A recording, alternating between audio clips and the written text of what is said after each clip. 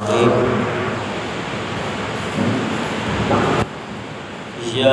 أيها الذين آمنوا اتقوا الله وكونوا مع الصادقين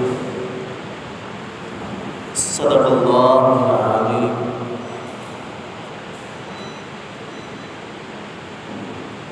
وقال النبي صلى الله عليه وسلم: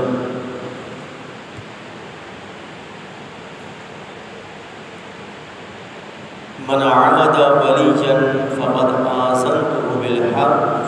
او كما قال علیہ السلام.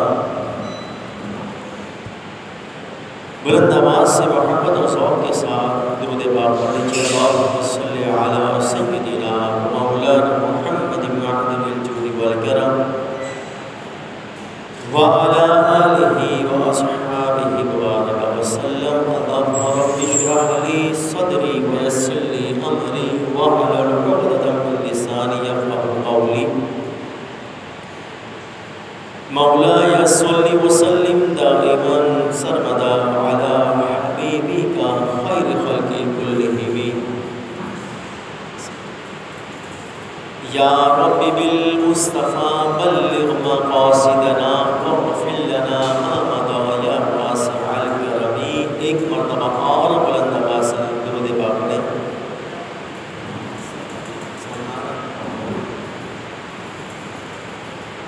اللهم صل على سيدنا ومولانا محمد معدن الجود والكرم وعلى آله وأصحابه وبارك وسلم. صلاة وسلام عليك يا سيدي يا رسول الله. بابا گنجے شکر ہو کرم کی نظر. بابا گنجے شکر ہو کرم کی نظر.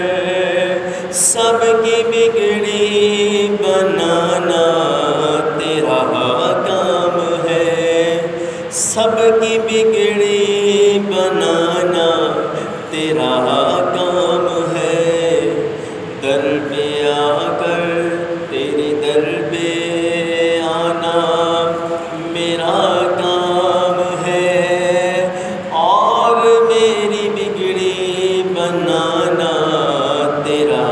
کام ہے. چشتیہ سلسلہ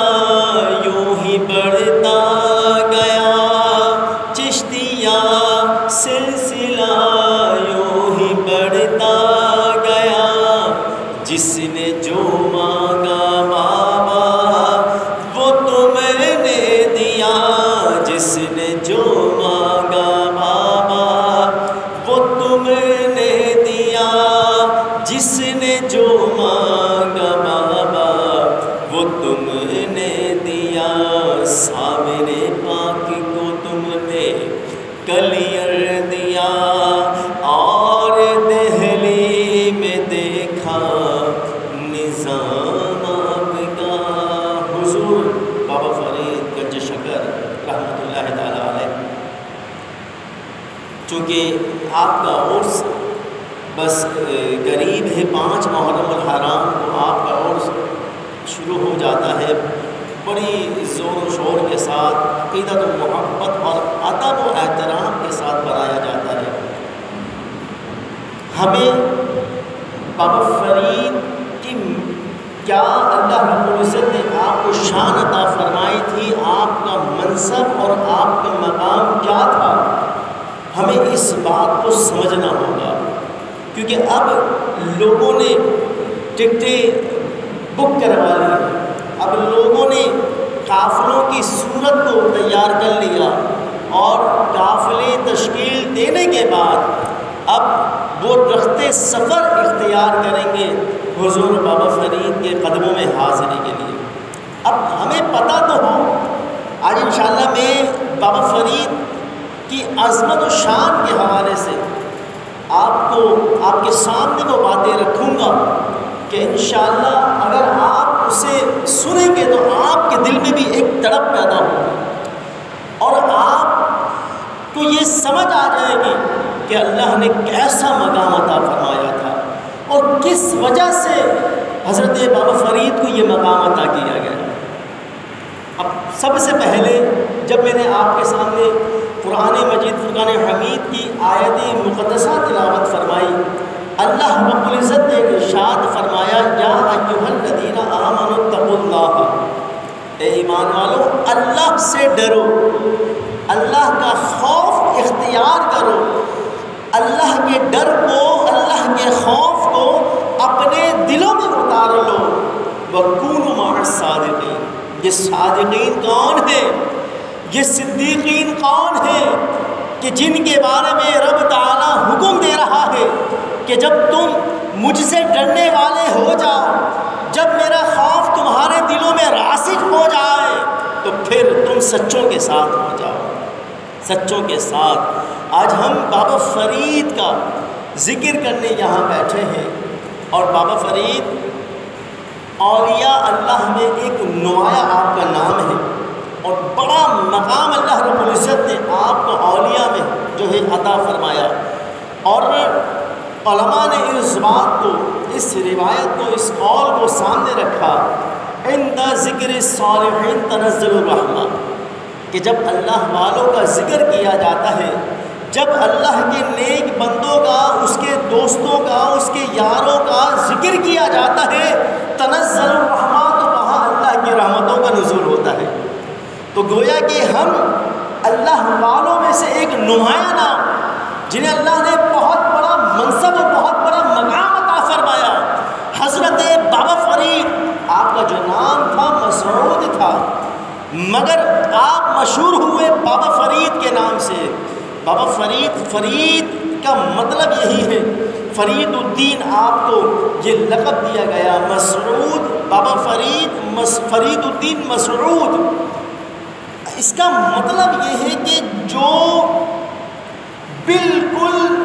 دین کو ایک نیا کر دے، دین کو ایک انوکھا کر کے لوگوں کے سامنے رکھے، اور دین کو لوگوں کے سامنے اس طرح پیش کرے کہ جوق در جوق جو ہے لوگ اسلام میں داخل ہو رہے ہوں، دین کو سمجھ رہے ہو، دشمن بھی محبت کرنے والا ہو جائے، دشمن بھی جو مخالف ہے وہ بھی تعظیم و تکریم کرنے والا ہو جائے، وہ لوگوں کو بیزار کرنے والا، لوگوں میں آپس میں نفرتیں اور انتشار پھیلانے والا نہ ہو، بلکہ آپس میں اخوت اور بھائی چارگی کا درس دینے والا ہو۔ تو آپ کا جو نام تھا وہ مسعود آپ کا نام تھا، اور پھر آپ مشہور ہوئے بابا فرید کے نام سے۔ تو یہاں پر یہ بات ذہن نشین فرمائیں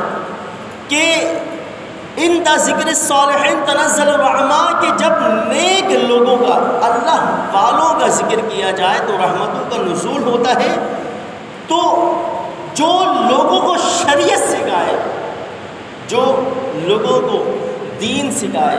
شریعت سکھائے، تو یقیناً ہمیں اس سے محبت کرنا چاہیے۔ اب دیکھیں ہماری نیو جنریشن، جتنے بھی ہمارے لوگ ہیں، وہ علماء کا ادب و احترام کرتے ہیں، ائمہ مساجد کا ادب و احترام اس وجہ سے کرتے ہیں کہ وہ ہمارے امام صاحب، وہ ہمیں دین سکھاتے ہیں، وہ ہمیں نماز پڑھنا سکھاتے ہیں، ہماری اصلاح کرتے ہیں۔ تو جو شریعت لوگوں کو، جس نے شریعت لوگوں کو سکھائی، تو تقاضا یہی، اس عقل اس بات کی متقاضی ہے، عقل اس بات کا تقاضا کرتی ہے کہ اس سے محبت کی جائے۔ اسلام بھی یہی درس دیتا ہے، تو محبت سب سے کی جائے، مگر درجہ رکھ دیا کہ سب سے زیادہ محبت کہ تمام لوگوں میں، یہاں تک کہ اپنے بچوں سے زیادہ، اپنے ماں باپ سے زیادہ وہ حضور کو بڑھ کر چاہے، حضور سے سب سے زیادہ وہ محبت رکھنے والا ہو، پھر انبیاء کرام، پھر صحابہ کرام، اہل بیت اطہار، پھر اولیاء اللہ۔ تو محبت سب سے کی جائے، اور صرف وہ اس بات کا دعویٰ کرے کہ جناب بس محبت اللہ سے کرو، لیکن وہ لوگوں کو یہ درس دے، یہ تبلیغ لوگوں میں عام کرے کہ اللہ کے علاوہ کسی سے محبت نہ کی جائے۔ تو اسلام تو ہمیں یہ درس نہیں دیتا، محبت تو سب سے کی جائے، اسلام یہی درس دیتا ہے تو جو اللہ سے محبت کا دعویٰ کرے اور دل میں بغض اہل بیت ہو، دل میں بغض صحابہ یا اولیاء اللہ کا بغض ہو، وہ اولیاء اللہ سے نفرت کرتا ہو، تو ایسی صورت میں ہمیں اسلام تو اس بات سے منع کرتا ہے. تو وہ اگر اللہ سے اس بات کی محبت کا دعویٰ کرتا ہے کہ بس محبت اللہ سے کی جائے، اللہ کے علاوہ کسی اور سے محبت نہ کی جائے، اولیاء اللہ کی تعظیم و تکریم نہ کرتا ہو، عزت و ادب و احترام نہ کرتا ہو، تو وہ شخص منافق ہے، وہ مومن ہو ہی نہیں سکتا، مسلمان کی یہ شان ہے ہی نہیں. تو اللہ کرنے سے، کیونکہ اللہ والے تو یہ وہ برگزیدہ بندے ہوتے ہیں اللہ کے کہ جو اللہ کے قریب کر دیتے ہیں، جو اللہ سے ملا دیتے ہیں. ایک مقام پر اللہ نے من دون اللہ فرمایا قرآن میں، اور ایک مقام پر اولیاء اللہ فرمایا. الا ان اولیاء اللہ لا خوف علیہم ولا هم يحزنون. اللہ تو اپنے دوستوں کے بارے میں یہ کہتا ہے کہ ان پر تو نہ ہی کچھ غم ہے نہ ہی کچھ خوف ہے. تو اولیاء اللہ کون؟ اولیاء اللہ وہ جو اللہ سے ملا دے. اور جہاں قرآن میں من دون اللہ کہا گیا، من دون اللہ سے مراد یہ ہے کہ جو اللہ سے دور کر دے، اس سے مراد بت ہے. تو اولیاء اللہ تو اللہ سے محبت کرنے والے ہوتے ہیں اور اللہ سے ملانے والے ہوتے ہیں. تو شاعر کہتا ہے کہ اللہ کرنے سے اللہ نہ ملے، اللہ والے ہیں جو اللہ سے ملا دیتے ہیں. تو ولی کے بارے میں اگر ہم دیکھیں کہ ولی ہوتا کون ہے، ہمیں یہ بات بھی سمجھنا چاہیے. اب کیا ہر جو ہے داڑھی والا ولی ہوتا ہے؟ 5 وقتہ نماز پڑھنے والا، تہجد کے گزار، دن بھر تسبیح اور تحلیل کرنے والا، ذکر و اذکار کرنے والا کیا ولی ہوتا ہے؟ ولی ہوتا کون ہے؟ ولی کا مطلب تو یہی دوست کے ہے کہ جو اللہ کا دوست. اب اللہ ولی بناتا کسے ہے؟ اللہ کسے اپنا دوست بناتا ہے؟ تو اس کے بارے میں تو حدیث پاک میں یہاں پر یہ واضح طور پر سرکار دو جہاں صلی اللہ تعالیٰ علیہ وسلم نے فرما دیا کہ جب بندہ فرائض اور واجبات کی پابندی بجا لاتا ہے. اب جو بہت بڑا پیر فقیر بنا بیٹھا ہو مگر نماز کا اسے ہوش نہ ہو، اور اگر کوئی اسے تنبیہ کہے کہ جناب آپ نے نماز نہیں پڑھی، جو ہے اتنی دیر سے میں آپ کے پاس بیٹھا یا میں آپ کو دیکھ رہا ہوں، یا لوگ یہ شکوہ اور یہ گلہ کرتے ہیں، شکایت کرتے ہیں کہ فلاں مقام پر پیر صاحب ہے، نماز کا تو کچھ ہوش ہی نہیں ہوتا ان کو، مخلوط جو ہے عجیب ماحول ہوتا ہے، خلاف شرع جو ہے ان سے کام سرزد ہو رہے ہوتے ہیں، چہرے پر داڑھی تک نہیں ہوتی، کتنے دنوں سے انہوں نے غسل نہیں کیا ہوتا، اور جناب وہ ولی بنے بیٹھے ہیں.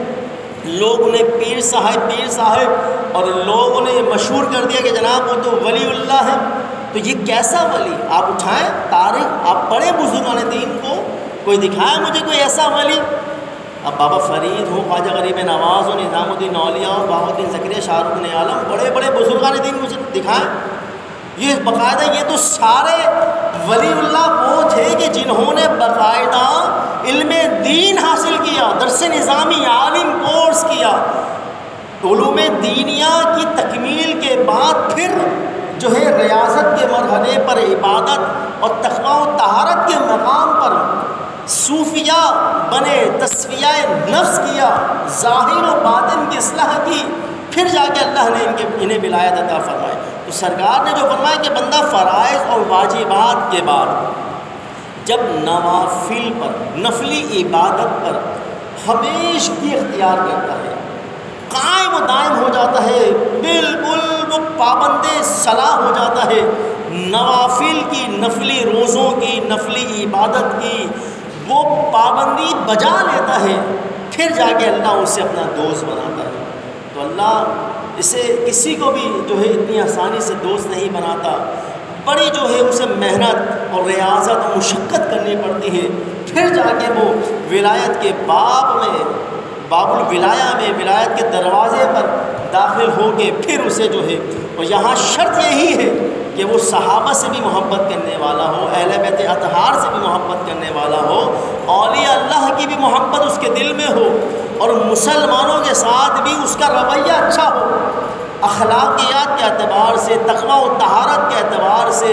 علم و دانشوری کے اعتبار سے ہر درجے میں اسے پرکھا جائے گا، پھر جا کر جو ہے سمجھ میں آتا ہے کہ ہاں اگر علماء بھی اسے ولی مانتے ہیں اور واقعی اس سے کرامتوں کا ظہور ہوا، اس صورت میں ہم اسے اگر ولی تسلیم کر لیں تو اس میں کوئی قباحت اور کوئی مذائقہ نہیں ہے۔ تو ولی کے بارے میں یہاں شریعت یہ کہتی ہے کہ وہ شرع کا پابند ہو اور خوف خدا رکھنے والا ہو، جس طرح اللہ رب العزت نے قرآن میں فرمایا کہ الا ان اولیاء اللہ لا خوف علیہم، ایک آیت، اور پھر آگے چل کے اللہ فرماتا ہے الذین آمنوا وکانوا یتقون، کہ اللہ والے وہ ہوتے ہیں کہ جو تقویٰ اختیار کرنے والے ہوتے ہیں، دل میں خوف خدا، یاد الہی، محبت الہی ہو، اللہ کی یاد میں، اللہ کے خوف سے، اللہ کی محبت میں اس کی آنکھوں سے اشک جاری ہو اور شریعت کا بھی پابند ہو،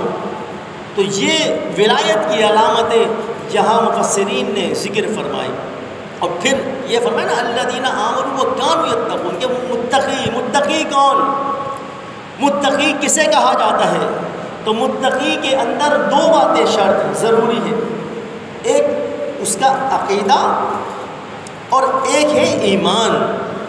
متقی وہ ہے کہ جس کا عقیدہ شریعت سے متصادم نہ ہو، کلیش نہ ہوتا ہو، ٹکراتا نہ ہو، یعنی اس کے نظریات میں، اس کے عقائد اور معاملات کے اندر کوئی شکوک و شبہات نہ ہو،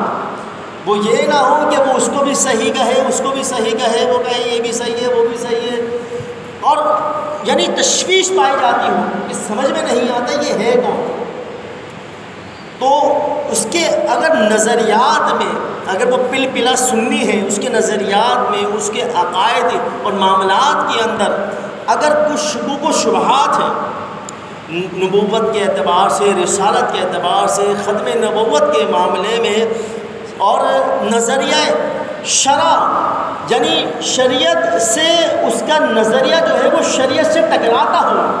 تو یہ ہم اس کو ولی نہیں کہہ سکتے، کیونکہ اس کا عقیدہ ہی درست نہیں۔ تو عقیدے کا سب سے پہلے عقیدے کا درست ہونا ضروری ہے، کوئی بد مذہب جو ہے وہ ولی نہیں ہو سکتا۔ اسی طرح ایمان پہ وہ مستحکم ہو، ایمان بالکل اس کے یقین کامل کے درجے پر ہو۔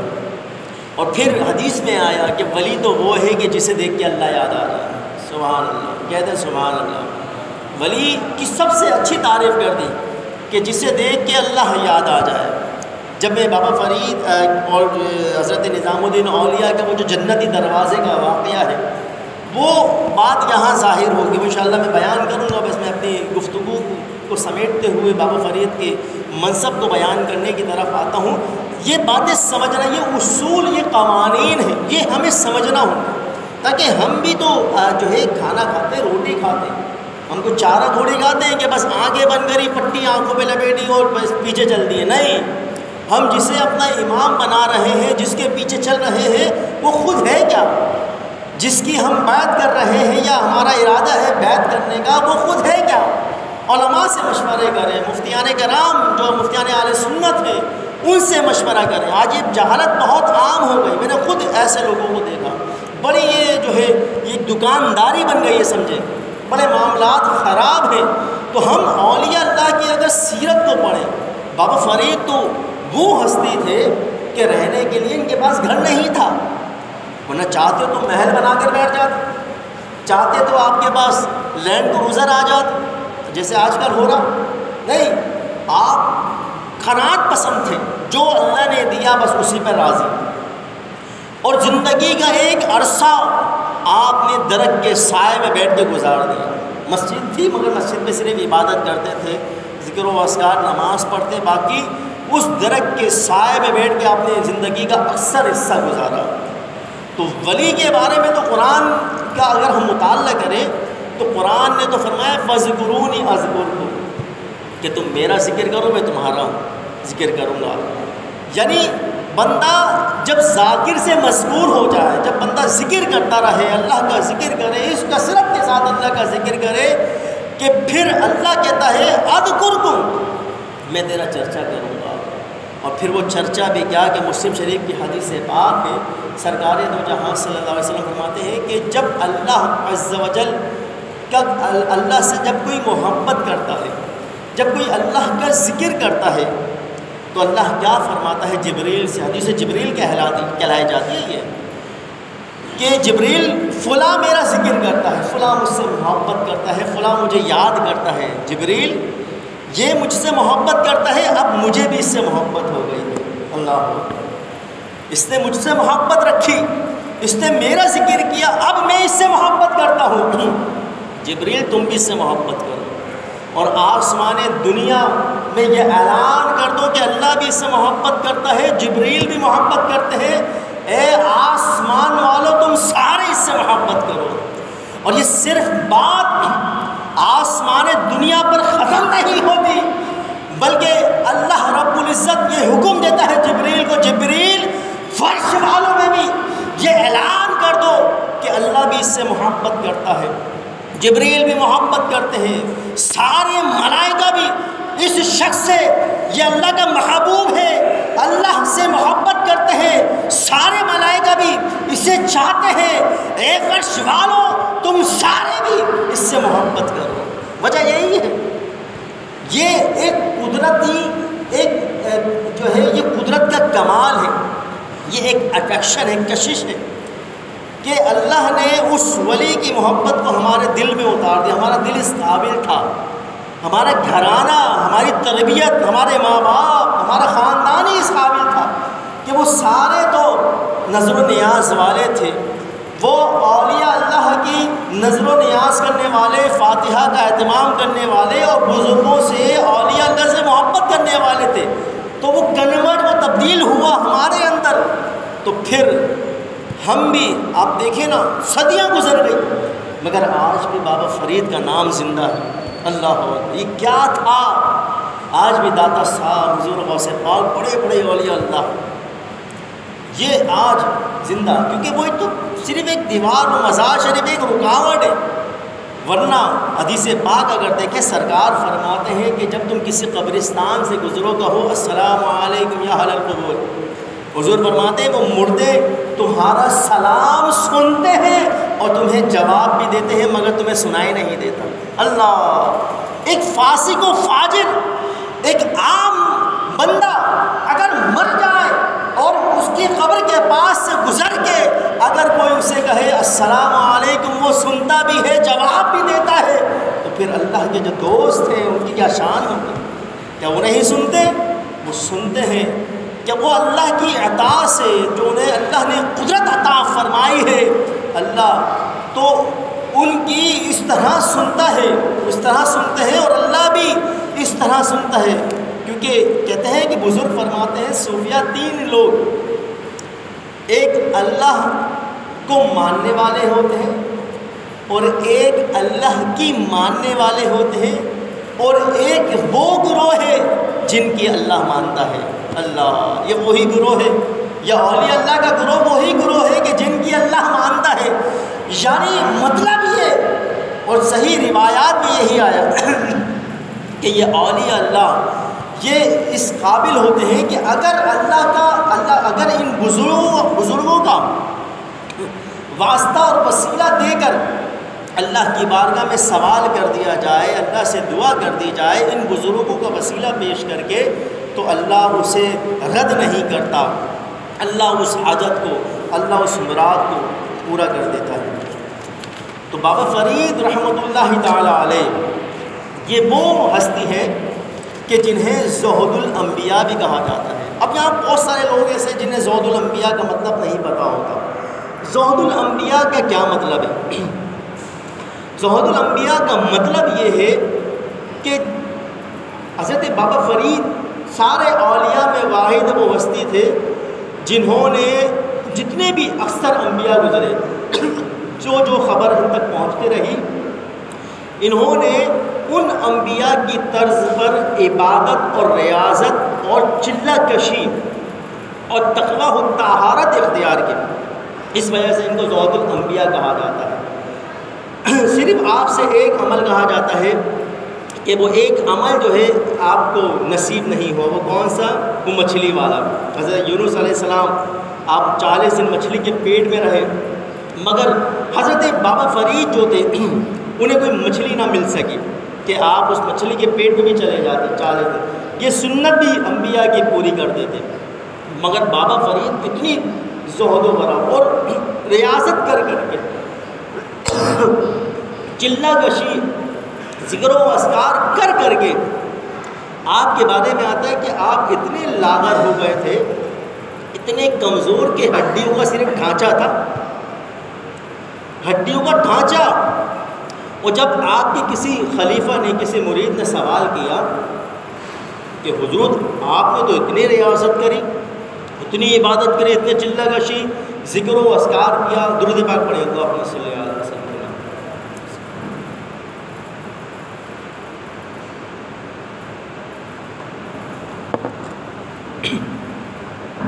کہ آپ نے تو اتنا اللہ کا ذکر کیا، مگر آپ کی حالت،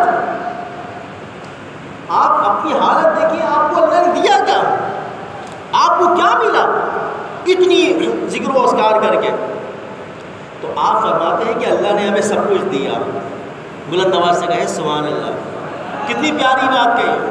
کہ اللہ نے ہمیں سب کچھ دیا، مگر اللہ نے ہمیں جو بھی دیا ہم نے سارا تقسیم کر دیا۔ اللہ نے ہمیں جمال بھی دیا، اللہ نے ہمیں جلال بھی دیا، اللہ نے ہمیں عزت و شان و شوکت بھی عطا فرمائی، مال و دولت بھی عطا فرمائی، مگر ہم نے تقسیم کر دیا۔ اب جمال، آپ نے جمال الدین ہاسفی کو عطا کر دیا۔ آپ کے وہ خلیفہ ہیں جمال الدین ہاسفی کہ آپ کے حسن کا، جمال کا عالم یہ تھا کہ اگر کوئی کافر آپ کے چہرے کو دیکھ لیتا تو کلمہ پڑھ کے مسلمان ہو جایا کرتا تھا۔ آپ کا ایسا حسن تھا، ایسا جمال تھا، اور جلال حضرت صابر کلیر کو جلال دے دیا کہ جنہوں نے کلیر جو ہے زائد حصے پر کلیر کو جلا دیا۔ آپ کے اندر جلال تھا، شغل حیرت میں تھے، آپ حالت جذب چلے گئے تھے، اور پھر عزت و شان و شوکت۔ آپ فرماتے ہیں کہ اللہ نے ہمیں عزت و شان و شوکت بھی عطا فرمائی، مگر ہم نے وہ حضرت بابا نظام الدین اولیاء کو عطا کر دی۔ اللہ، حضرت نظام الدین اولیاء، آپ کا کیسا مقام تھا! آپ کے پاس جب لوگوں نے دیکھا کہ بڑا مال و متا ہے، بڑا، اور آپ کے خانقاہ کا، آپ کے آستانے کا عالم یہ تھا کہ جو آپ کی خانقاہ سے لنگر لوگوں کو، غریبوں فقیروں کو کھلایا جاتا تھا، اس لنگر میں 70 من نمک کا استعمال کیا جاتا تھا۔ سمجھ میں آ رہی میری بات نہیں؟ نمک نہیں کھلاتے تھے بلکہ کھانا ہی کھلاتے تھے، مگر اس کھانے میں نمک 70 من، تو سن لو کہ کتنے ہزاروں لاکھوں لوگ اس خانقاہ سے جو ہے شکم سیر ہوا کرتے تھے۔ غریب، فقراء، مسکین، یتیم، سارے جتنے بھی روزی روزگار کے محتاج ہوا کرتے تھے، فاقہ کشی میں لوگ وقت گزارا کرتے تھے، وہ حضرت نظام الدین اولیاء کی در سے، آپ کی خانقاہ سے جو لنگر تقسیم ہوا کرتا تھا، اس میں 70 من نمک کا استعمال کیا جاتا تھا۔ یہ آپ کو عزت اور وقار اللہ نے عطا فرمایا، اور یہ صدقہ تھا بابا فرید کا۔ اب میں آپ کو ایک راز کی بات یہاں بتا دوں، دو بات۔ ایک تو یہ بتانا چاہ رہا تھا کہ حضرت نظام الدین اولیاء کی جو سواری تھی، کھچر اور گھوڑے وغیرہ، جو گھوڑے اور کھچر سونے کی میخوں سے وہ بندھے ہوا کرتے تھے۔ لوگوں نے آئے آپ کے پاس، آپ نے کہا بڑا مال ہے، بڑا پیسہ ہے، اور یہ دیکھیں یار، تو آپ دل کے حال جان لیا کرتے تھے۔ آپ نے ان لوگوں سے کہا کہ جو ظاہر میں دیکھ رہے ہیں وہ اندر نہیں ہے،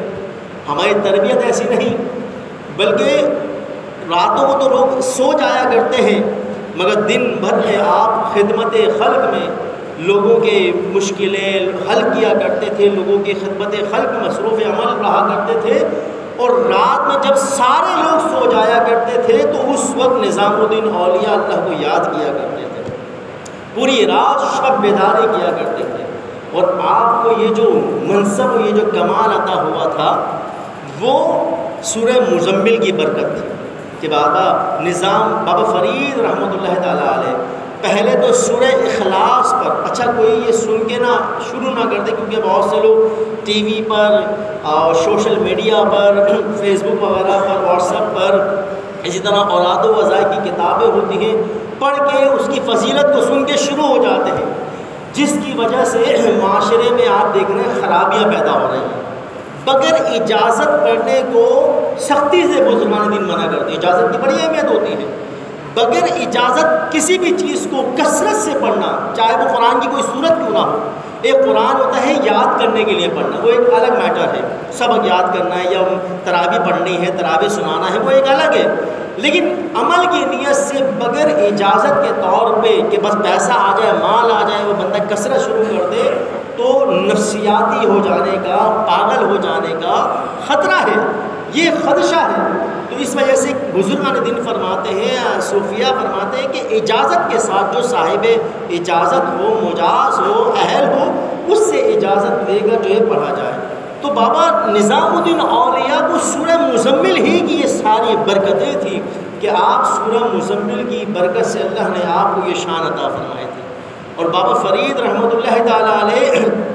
کا معمول یہ تھا کہ 36 سال تک تو صرف آپ 14,000 مرتبہ صبح اور 14,000 مرتبہ رات جو ہے وہ سورہ اخلاص کا ورد کیا کرتے تھے،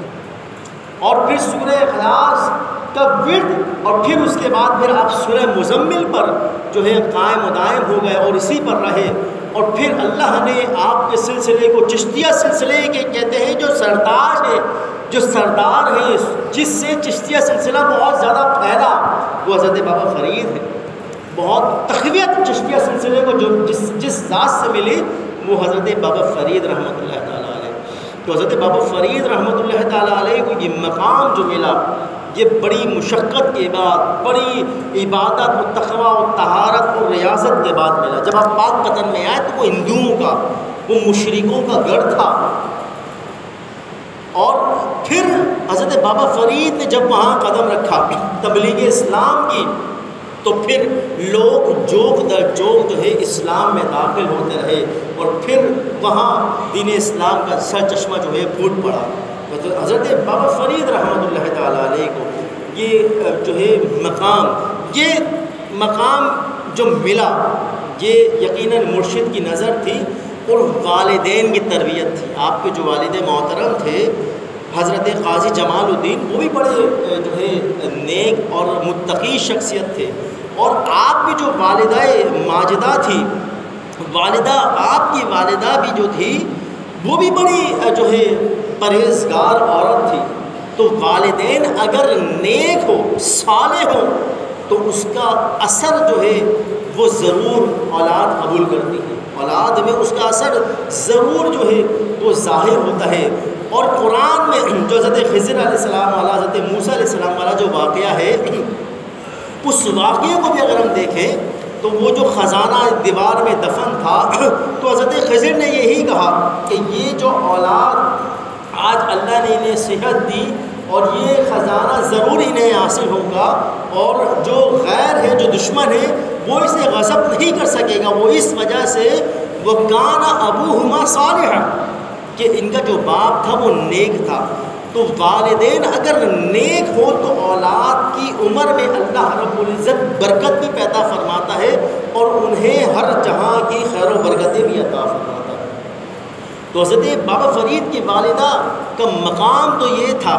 کہ آپ کی والدہ آپ کو لالچ دیا کرتی تھی، کیونکہ گنج شکر کے نام سے کہا جاتا ہے، گنج شکر، گنج کہتے ہیں خزینہ کو، خزانہ، اور شکر مٹھاس کو، کوئی بھی میٹھی چیز۔ تو آپ کی والدہ کہتی کہ فرید، مسعود، اگر تم نماز پڑھو گے تو تمہیں شکر دوں گی، شکر بڑی پسند تھی آپ کو۔ تو آپ کی والدہ مصلی کے نیچے شکر رکھ دیا کرتی تھی، تو جب آپ نماز پڑھتے مصلی اٹھاتے نیچے سے شکر مل جایا کرتی۔ ایک مرتبہ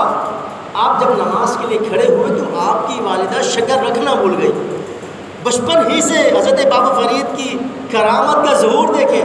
آپ نے نماز ختم کی، والدہ بھول چکی ہے شکر رکھنا، مگر نماز کے بعد جب حضرت بابا فرید نے مصلی اٹھایا تو مصلی کے نیچے شکر موجود تھی۔ تو اچھا، اب بابا فرید کو فخر ہونے لگا کہ دیکھو ماں، اب میں کس مقام میں جا رہا ہوں، کس منزل میں داخل ہو رہا ہوں۔ تو آپ کی والدہ نے کہا کہ بیٹا مت اترا، کیونکہ یہ جو اللہ تجھے مقام عطا فرما رہا ہے، یہ جس مقام میں جس منزل میں تو داخل ہو رہا ہے، اس کے پیچھے تیری ماں کا ہاتھ ہے اللہ۔ کیونکہ جب بھی تجھے دودھ پلانے کا وقت ہوا کرتا تھا، میں بے وضو ہوا کرتی تھی، تو میں جا کے پہلے وضو کیا کرتی تھی، پھر جو ہے تجھے دودھ پلایا کرتے تھے۔ تو کبھی بابا فرید کو ان کی والدہ نے بے وضو دودھ نہیں پلایا۔ اللہ، ایسی پرہیزگار، ایسی تقویٰ و طہارت والی متقیہ عورت تھے حضرت بابا فرید کی والدہ ماجدہ۔ تو آج بھی والدین کو چاہیے، اچھا جو بچوں سے کہہ دے نا کہ بیٹا چیز دوں گی، ٹافی دوں گی، جو بھی کہہ دیں تو دینا پڑے گا، اگر نہیں دیا بہلانے پھسلانے کے لیے تو یہ جھوٹ ہو جائے گا۔ سمجھنا ہے میری بات؟ تو حضرت بابا فرید، ہمیں اس سے یہ درس ملتا ہے کہ آج والدین کو بھی یہ چاہیے کہ وہ بھی اپنے اولاد کو کسی اچھی، کسی جائز، کسی ایسی چیز کی جس میں بچوں کی اصلاح ہو، اس کا ذہن دیتے ہوئے کہ بیٹا آپ نماز پڑھا کرو، کیونکہ بچہ جب 7 سال کا ہو جائے نماز کا حکم دینا شروع کر دو، سختی کرو اس پہ اور اس کی عادت بناؤ۔ تو بچے کو کوئی لالچ کہ تجھے ٹافی دوں گی، تجھے چاکلیٹ دوں گی، کچھ بھی ایسی لالچ دے کے تاکہ وہ نماز کی طرف آئے، پھر وہ لالچ بھی ختم ہو جاتی ہے، مگر کیا ہوتا ہے کہ وہ نماز کا پابند ہو جاتا ہے۔ تو حضرت بابا فرید رحمۃ اللہ تعالیٰ علیہ اپنے اس مرید سے، حضرت بابا نظام الدین اولیاء سے محبت کس حد تک کیا کرتے تھے، کیونکہ شروع میں جب تربیت کا سلسلہ تھا تو فوراً عبادت اور ریاضت کے مرحلے میں داخل نہیں ہوئے، ذکر و اذکار کے مرحلے، بلکہ یہ اس سے پہلے آپ باقاعدہ آپ نے 4 سال کی عمر میں جو ہے 15 سال کی عمر میں آپ نے قرآن پاک ناظرہ پڑھنا شروع کیا، اور پھر آپ نے جو ہے تقریباً چند جو ہے سالوں میں 2 سے 3 سال کے دوران آپ نے مکمل قرآن پاک یاد کر لیا، حفظ کر لیا۔ پھر اس کے بعد 17-18 سال کے جب آپ ہوئے تو پھر آپ ملتان کی طرف آپ نے رخ کیا، جس طرح آج بغداد علم کے اعتبار سے مشہور ہے کہ لوگ اچھے عالم بننے کے لیے بغداد کا، مصر کا، شام کا اس کے سفر کا ارادہ کرتے ہیں، اسی طرح اس زمانے میں ملتان سمجھ لو بغداد کی مثل تھا کہ علم کے اعتبار سے بڑے بڑے اجلہ علماء وہاں موجود تھے، اور لوگ جو پاکستان بھر میں، ہندوستان بھر میں جو لوگ رہا کرتے تھے، وہ ملتان جو ہمارا شہر ہے جسے مدینۃ الاولیاء بھی کہا جاتا ہے، وہاں آ کر علم دین سیکھا کرتے تھے، عالم اور فضلاء اور علماء بنا کرتے تھے۔ تو یہ پھر حضرت بابا فرید نے ملتان کا رخ کیا اور باقاعدہ فارسی سے کی، درس نظامی مکمل عالم کورس کیا، پھر اس کی فراغت کے بعد پھر آپ نے درس و تدریس کا، وعظ و نصیحت کا، اور پھر جو ہے اس سلسلے کو آگے لے کے چلے۔ تو یہ شان ہے حضرت بابا فرید رحمۃ اللہ تعالیٰ علیہ کی۔ اور حضرت بس آخر میں یہ واقعہ کہ جو ہم سن لیں، کیونکہ آج آپ دیکھیں ابھی یہ آئے گا نا عرس، تو آپ دیکھیں گے بہت لمبی، پتہ نہیں کتنے کلومیٹر، کہتے ہیں کہ 5 سے 6 کلومیٹر، غالباً اس سے بھی زیادہ، ایک لمبی قطار ہوتی ہے جنتی دروازے سے گزرنا ہے۔ بس یہ تمنا ہوتی ہے دل میں جنتی دروازے سے۔ اب آؤ میں اس کی حقیقت جو ہم نے اپنے بزرگوں سے، اپنے مرشد سے، اپنے صوفیاء سے سنی، آئے وہ اس کی حقیقت کو کیا بیان کرتے ہیں کہ جنتی دروازے کی اصل حقیقت ہے کیا، ہم اسے سمجھے تو سنے تو جنتی دروازے کی جو اصل حقیقت بیان کی گئی وہ یہ کہ حضرت بہاؤالدین زکریا شاہ رکن عالم رحمۃ اللہ تعالیٰ علیہ کے دادا حضرت بہاؤالدین زکریا، یہ سب ایک زمانے کے، لال شہباز قلندر، حضرت بابا فرید، بہاؤالدین زکریا، یہ سارے ایک ہی زمانے کے بزرگ ہیں۔ تو حضرت بہاؤالدین زکریا کیا فیل سوار، یعنی آپ ہاتھی پر سواری کیا کرتے تھے، آپ کو ہاتھی کی سواری بہت اچھی لگتی، تو آپ مقام غوثیت پر بھی تھے، اپنے وقت کے بہت بڑے غوث تھے اور آپ فیل سوار تھے۔ اب مریدین کا جو ہے آپ کے ارد گرد جو ہے ہجوم تھا، اور یہ ندا بلند ہو رہی تھی کہ جنتی اگر کسی کو دیکھنا ہے تو ہمارے مرشد کو دیکھو، بہاؤالدین زکریا کو دیکھ لو، جنتی کی زیارت کر لو، یہ ندا بلند ہو رہی تھی۔ حضرت نظام الدین اولیاء بازار میں نکلے ہوئے تھے کچھ سودا سامان لینے کے لیے، تو جب آپ کے کانوں میں یہ ندا آئی کہ جنتی دیکھنا ہے تو فلاں کو دیکھ لو، آپ نے اپنی آنکھوں پر پردہ ڈال دیا، ہاتھ رکھ لیا اور کہا کہ ایک فرید کو دیکھ چکا ہوں، اب دوسرے فرید کی ضرورت نہیں۔ اللہ بلند آواز سے کہہ دیں سبحان اللہ۔ کچھ میری بات سمجھ میں آ رہی ہے آپ کو کہ ایک فرید کو دیکھ لیا، دوسرے فرید کو یعنی جنتی دیکھ لیا، اب کسی اور کو دیکھنے کی ضرورت نہیں، میں اپنا تن من دھن سب کچھ جو ہے اپنے مرشد پر قربان کر چکا ہوں۔ یہ مرشد سے محبت اور عقیدت ہونا چاہیے۔ تو حضرت بابا نظام نے جب یہ فرمایا تو آپ کے پاس لوگ کہا بابا نظام کہاں موجود، لوگوں نے آپ کے ساتھ زبردستی کی کہ آپ دیکھیں تو آپ ہاتھ اٹھائیں آنکھوں پہ سے آپ دیکھیں، آپ نے کہا نہیں۔ تو بھڑبوجے کی قریب میں دکان تھی، بھڑبوجا سمجھتے نا وہ جو مکئی وغیرہ وہ جو ہے سیک کے دیتا ہے، تو وہاں آپ نے اس بھاڑ میں اپنا منہ دے دیا، اور اس آگ کی تپش سے چنگاری سے جب وہ آپ کی آنکھوں پر وہ تپش پڑی، وہ ریت پڑی، تو پھر اس صورت میں آپ کی آنکھوں کی بینائی چلی گئی، آپ نابینا ہو گئے۔ کہا کہ نہیں، اب مجھے کسی اور کو دیکھنے کی ضرورت نہیں، آپ نابینا ہو گئے، مگر گلہ شکوہ نہیں کیا، آہو بکا رونا اور گلہ شکوہ نہیں کیا، بلکہ آپ سہارا لیتے ہوئے جیسے ہی آپ در فرید پر، آپ جب بابا فرید کی جو مسند جہاں سجائی جاتی تھی، جہاں آپ کا حجرہ جو دروازہ ہے، اس جگہ بابا فرید جو مزار شریف ہے، جو دروازہ ہے جنتی دروازہ، وہاں پر حضرت بابا فرید اپنی مسند سجا کر بیٹھا کرتے تھے۔ تو حضرت بابا نظام جو ہے، حضرت فرید بابا فرید جو ہے وہ آپ کو بابا نظام کہا کرتے تھے۔ تو آپ سہارا لیتے ہوئے جیسے ہی جو ہے در فرید پر پہنچے تو چوکٹ سے پیر لگا تو آپ حضرت بابا فرید کے قدموں میں جا گرے، اور پھر حضرت بابا فرید تشویش اور پریشان حیران کہ بابا نظام کیا ہوا یہ؟ کہا کہ وہاں یہ صدا بلند ہو رہی تھی، وہاں یہ ندا بلند ہو رہی تھی کہ جنتی دیکھ لو، جنتی دیکھ لو۔ بابا فرید میں نے آپ کو دیکھ لیا، اب مجھے کسی اور کو دیکھنے کی ضرورت نہیں۔ جب حضرت بابا فرید نے یہ سنا کہ اس وجہ سے حضرت بابا نظام کی آنکھیں چلی گئی، آپ نابینا ہو گئے کہ وہاں یہ صدا بلند ہو رہی تھی کہ جنتی دیکھنا ہے تو فلاں کو دیکھ لو، آپ نے اپنا لعاب دہن نکالا، لعاب دہن نکال کے حضرت بابا فرید بابا نظام کی آنکھوں پر لگایا، آپ کی آنکھیں آ گئی، بلند آواز سے آپ کی آنکھیں آ گئی، آپ بینا ہو گئے، روشنی واپس لوٹ آئی۔ حضرت بابا فرید اتنے جلال میں تھے، عالم جذبے چلے گئے، اور حضرت بابا فرید کہنے لگے کہ وہاں تو یہ صدا بلند ہو رہی تھی کہ فلاں جنتی ہے، جنتی دیکھ لو۔ ارے میں یہ کہتا ہوں جس راستے سے بابا نظام آئے، اگر کوئی اس راستے سے آئے تو وہ جنتی ہو جائے، وہ اس راستے سے گزرے تو جنتی ہو جائے۔ اب کیا مفہوم یہ کہ وہ جو جنتی دروازہ ہے، اگر کوئی وہاں سے گزرے برکتیں ملیں گی، اس کا انکار نہیں، کیونکہ بزرگوں کی انوار و تجلیات وہاں موجود ہیں، وہ وہاں موجود انوار و تجلیات کا ہر وقت وہاں نزول ہے، مگر صوفیاء یہ فرماتے ہیں، انہوں نے یہ فرمایا کہ جس راستے سے بابا نظام یعنی جو نماز کی پابندی، روزے کی پابندی، تقویٰ و طہارت، عبادت و ریاضت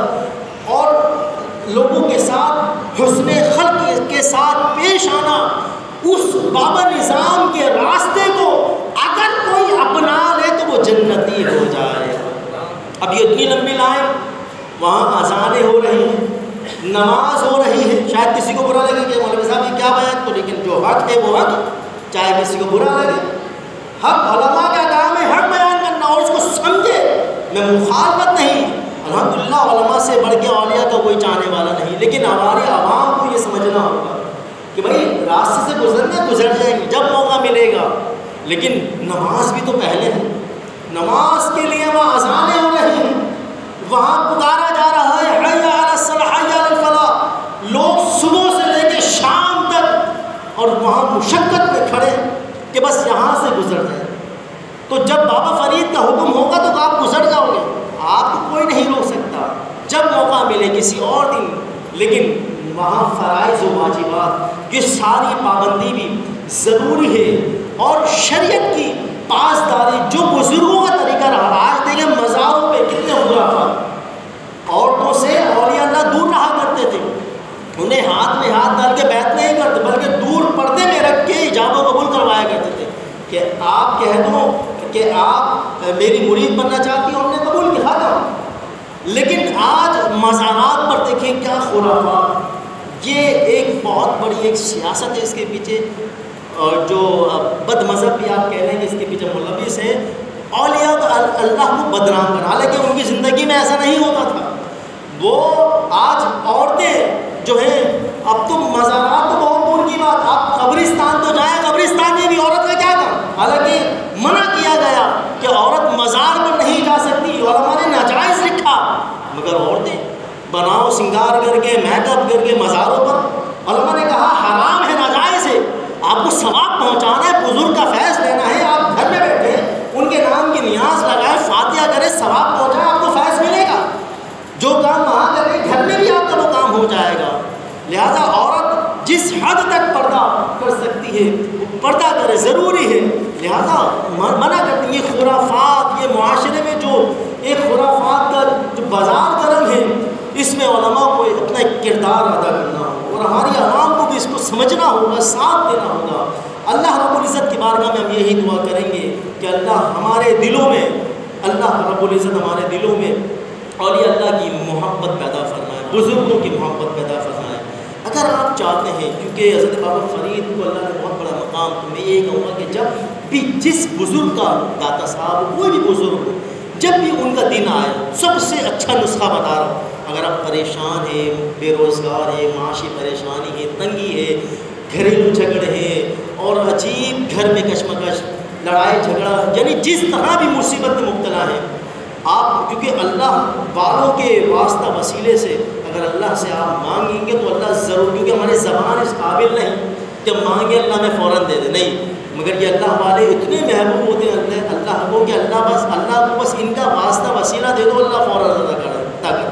تو جو بھی جب بھی کوئی بزرگ کا جتنی استطاعت، ٹافیاں، مٹھائی، بریانی، جو بھی آپ گھر میں چھوٹا موٹا لنگر بنائیں، تھوڑا سا فاتحہ، درود شریف، سورہ اخلاص کی ایک تسبیح درود شریف کی فاتحہ وغیرہ کر کے